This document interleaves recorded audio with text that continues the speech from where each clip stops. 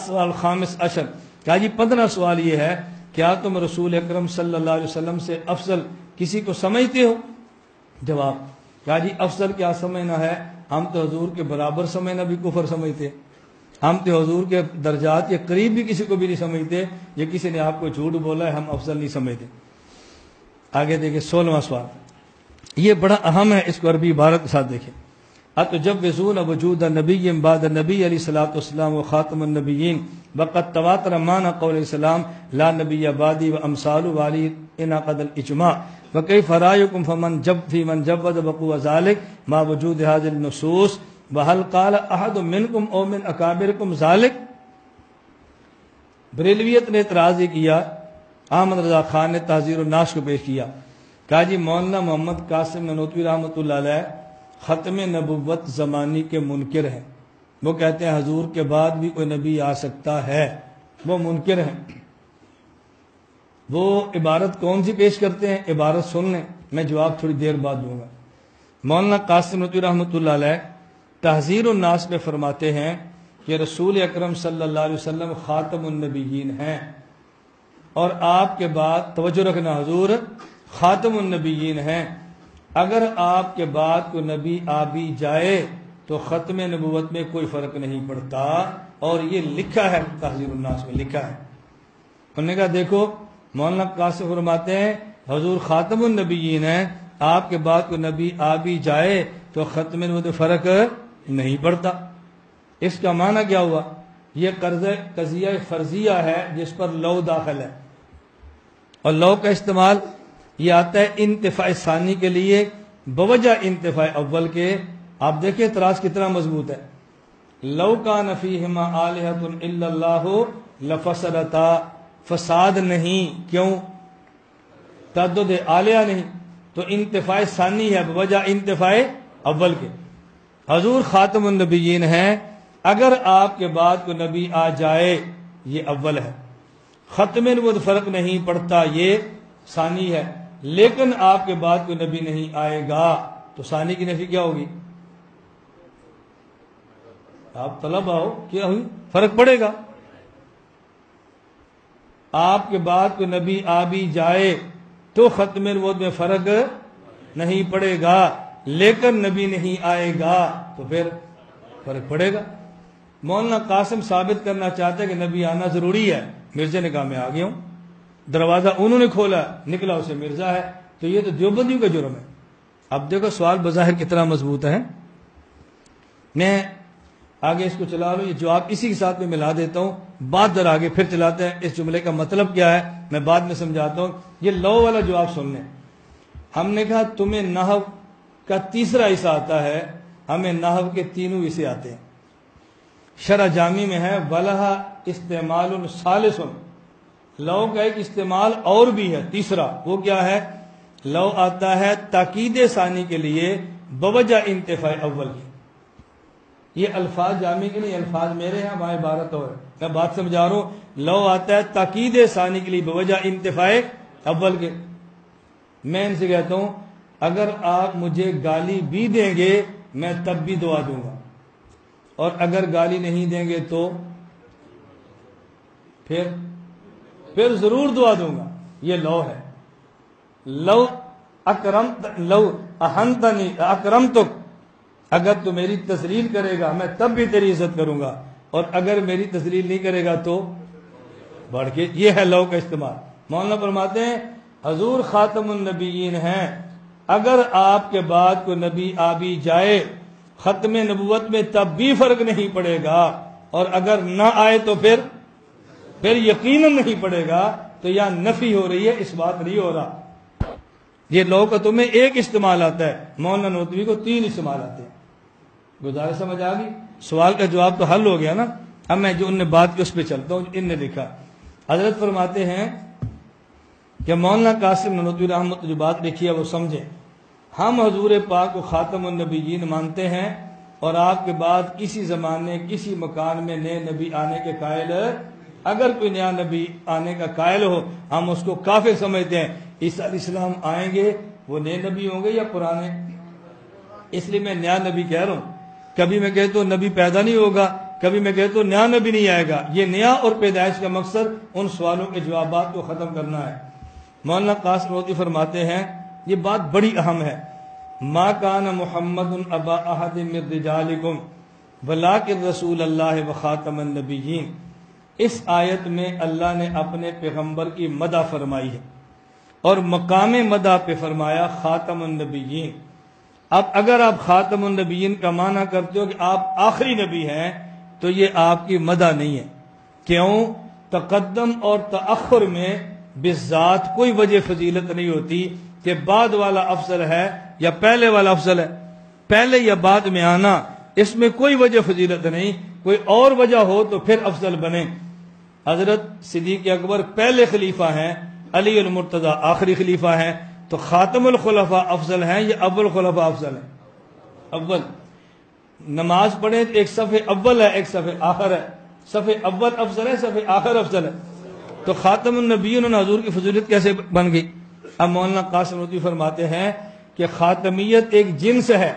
اس کی ایک نوع خاتمیت زمانیہ ہے اور ایک اس کی نوع خاتمیت ذاتیہ ہے. خاتمیت زمانیہ کا معنی یہ ہے آپ کا آخری زمانہ ہے، آپ کے بعد کسی زمانے میں کوئی نیا نبی نہیں آئے گا. اب بتاؤ ختم نبوت زمانی کا انکار کیا یا نہیں؟ بولو کیا نا. خاتمیت کون سی ہے؟ زمانیہ. آپ آخری نبی ہیں، آپ کے بعد کوئی نبی نہیں آئے گا.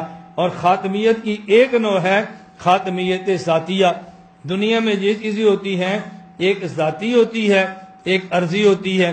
کسی کی ذاتی چیز وہ ہوتی ہے جو اس کو بلا واسطہ ملے اور کسی کی عرضی وہ ہوتی ہے کہ جو بال واسطہ ملے.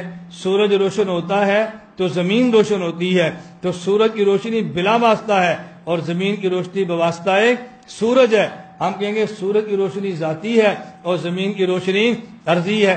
اور ذاتی اور عرضی ما بالذات اور ما بالعرض، اس کا ضابطہ یہ ہے کہ جو چیز ذاتی ہو یا ما بالذات ہو وہ چیز جہاں سے شروع ہوتی ہے وہیں جا کے ختم ہوتی ہے. میں یہاں ٹارچ جلاؤں اور اس سے روشنی نکلے اور دیوار پہ گرے.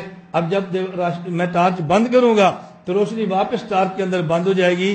یہ ٹارچ سے نکلی ہے اور ٹارچ کے اندر آ کر ختم ہو گئی ہے. سورج سے روشنی نکلتی ہے اور رات میں سورج میں واپس چلی جاتی ہے. ہمارے پیغمبر کی نبوت ذاتی ہے اور باقی انبیاء کی نبوت عرضی ہے. حضور کی نبوت بلا واسطہ ہے اور باقی انبیاء کی نبوت بال واسطہ ہے. میں اب اس پہ دلائل نہیں دے رہا. مولانا نانوتوی نے تحذیر الناس میں اس پر 5 دلائل پیش فرمائے ہیں. ہمارے نبی کی نبوت ذاتی ہے اور باقی انبیاء کی نبوت عرضی ہے. ایک دلیل وَإِذْ أَخَذَ اللَّهُ مِيثَاقَ النَّبِيِّينَ قرآن کریم میں ہے، نبیوں سے وعدہ لیا. پھر فرمایا ثُمَّ جَاءَكُمْ رَسُولٌ مُصَدِّقٌ لِمَا مَعَكُمْ لَتُؤْمِنُنَّ بِهِ.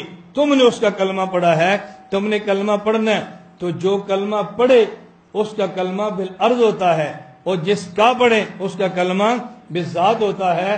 جس پر ایمان لائیں اس کا ایمان اصل ہوتا ہے اور جو ایمان لے اس کا ایمان نسل ہوتا ہے. یہ مولانا نے ایک دلیل، میں اس کو نہیں چھیڑ رہا، پھر دلیل پھیل جاتی ہے. میں عرض کر رہا ہوں وہ فرماتے ہیں حضور کی نبوت ذاتی ہے، باقی انبیاء کی نبوت عرضی ہے. اور ما بالذات ذات سے شروع ہوتی ہے ذات پہ ختم ہوتی ہے. حضور کی نبوت حضور سے شروع ہے حضور پہ ختم ہے. خاتمیت ذاتیہ کا معنی یہ ہے ہمارے ہاں نبوت چلی بھی حضور سے ہے ختم بھی حضور پر ہے. چلی بھی حضور پر ہے ختم بھی. تو خاتمیت جنس ہے. اس کی ایک نوع خاتمیت زمانیہ اور ایک نوع خاتمیت ذاتیہ. حضور کی نبوت خاتمیت ذاتیہ بھی ہے. ان کے بعد کسی زمانے میں کوئی نیا نبی نہیں آئے گا. لیکن اگر کوئی نبی آ بھی جائے وہ خاتمیت زمانیہ کے خلاف ہوگا، یہ بھی کفر ہے، لیکن خاتمیت ذاتی کے خلاف وہ پھر بھی نہیں ہوگا. اب سمجھ آئی؟ حضور خاتم النبیین ہیں.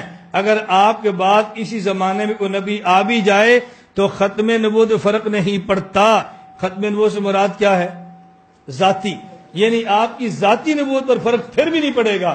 آپ کا مقام اتنا ہے لیکن ختم نبوت کا عقیدہ آپ کے بعد کوئی نبی آئے گا نہیں، کیونکہ آپ کی جس طرح ختم نبوت ذاتی ہے اسی طرح آپ کی نبوت ختم زمانی بھی ہے۔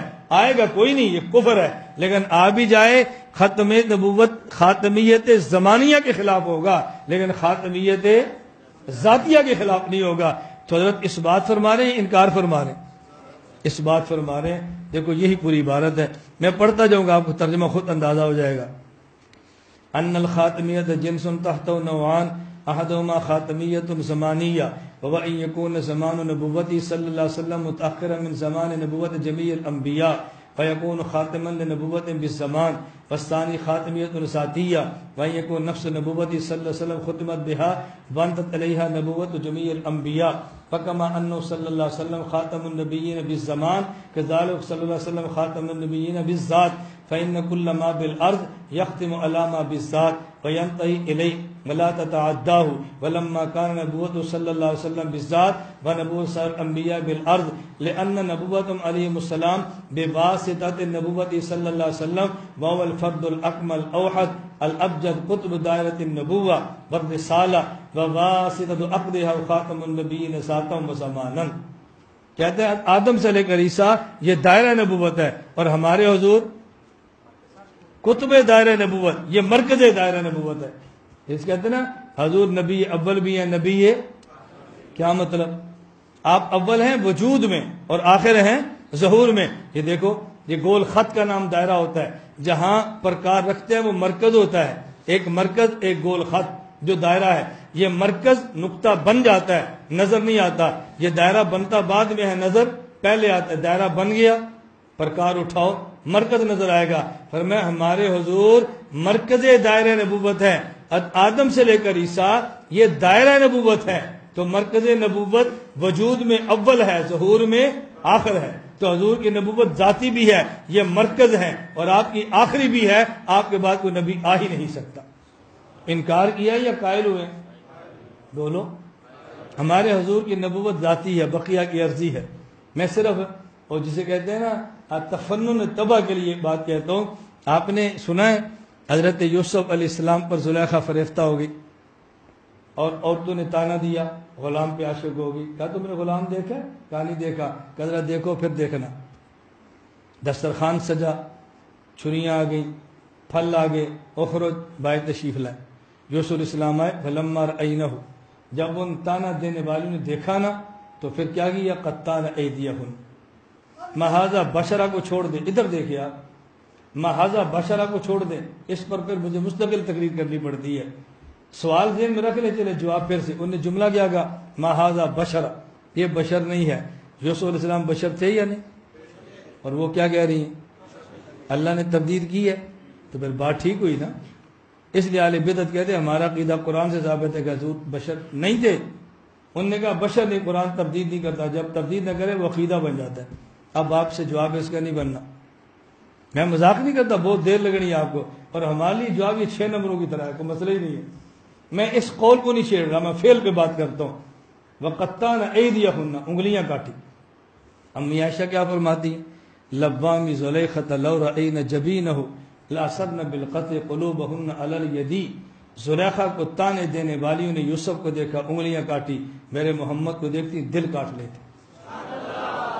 ابھی سبحان اللہ کا وقت نہیں آیا، یہ تو خطیبوں والی بات ہے، میری بات تو کوئی نہیں، یہ تو پرانی بات ہے، میں نے کوئی بات کی ہے؟ ہماری بات سنو۔ امی عائشہ نے کیوں فرمایا؟ کیوں فرمایا؟ یہ کیوں فرمایا؟ آپ کتابیں کھنگالو شاید آپ کو نہ ملے۔ کیوں فرمایا امی عائشہ نے؟ حضرت ننوتوی کا نظریہ اب تمہیں سمجھ آئے گا۔ تفرد کیا کہ مسترد کرنے والوں، امی عائشہ کا شعر پڑھو، پھر مولانا ننوتوی کا عقیدہ سنو۔ اس کو تفرد کہو نا، پھر امی عائشہ کے شعر کی تشریح کرو۔ ننوتوی فرماتے ہیں حضور کی نبوت ذاتی ہے، باقی انبیاء کی عرضی ہے۔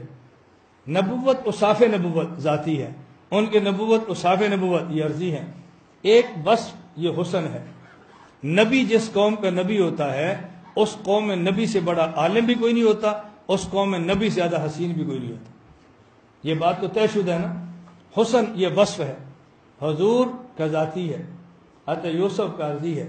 حضور سے وصف نکلا ہے، حسن یوسف کو ملا ہے۔ حضور مرکز حسن ہے، یوسف شاخ حسن ہے۔ اب شعر سمجھو، لبامی زلیخت لو رأین جبینہ لاسرن بالقطع قلوبہن علی الید. حضور کا حسن محمد یہ مرکز ہے، حسن یوسف یہ شاخ ہے، دل یہ مرکز ہے، جسم کی انگلیاں یہ شاخ ہے. شاخ حسن کو دیکھا، شاخ بدن کو کاٹا، مرکز حسن کو دیکھتی مرکز دل کاٹا. یہ ننوتوی علوم ہے. لوگ کہتے ہیں تفرد ہے. اب دیکھو ہمیں الجھن ہوتی ہے بیان کرنے میں یہ بات اس لیے کہتا ہوں جب اللہ کا کرم ہو اما بنعمت ربک فحدث، اس کو ریا اور شہرت کبر کہہ کے مسترد نہ کیا کرو. جمعیت علماء اسلام اپنی کارگزاری بیان کرتی ہے، کوئی بھی نہیں کرتا متکبر ہے. تبلیغی جماعت کرتی ہے، کوئی بھی نہیں کہتا متکبر ہے. میں کہتا ہوں بھی عقائد خدا نے مجھ پر کھولے ہیں، اپنی بڑائی بیان کرتا ہے. اب یہ بڑائی کون سی ہے؟ میں تو اس لیے بیان کرتا ہوں کہ آپ اس کو سمجھو، آپ اس کو سیکھو. بندہ مر جاتا ہے، لوگ بعد میں کہتے ہیں یار ہم پڑھ لیتے تو بڑا اچھا تھا. اب اس کو کبر کہہ کے مسترد نہ کیا کرو. آپ کہہ بھی دیں میں نے پھر بھی بیان کرتے رہنا ہے. کل قیامت کو میں حجت کروں گا، اللہ میں کہتا تھا مجھے عقیدہ آتا ہے، یہ نہیں سیکھتے تھے، انہیں متکبر کہہ کے مسترد کر دیا. ان سے پوچھ کیوں نہیں پڑھتے تھے؟ آپ نے جواب دینا ہے، ہم نے جواب نہیں دینا. اور الزامات کے میں جواب کبھی نہیں دیتا. کیوں؟ جو الزام لگاتا ہے ہمارا ہاتھ ہوگا، اس کا گریبان ہوگا. ہم کہیں گے یا اللہ ان سے پوچھ الزام کیوں لگایا، صفائی یہ دیں گے، ہم نے تھوڑی دے دی. ایسا کام کبھی نہ کرو، کل قیامت کو الجھن کے شکار ہو.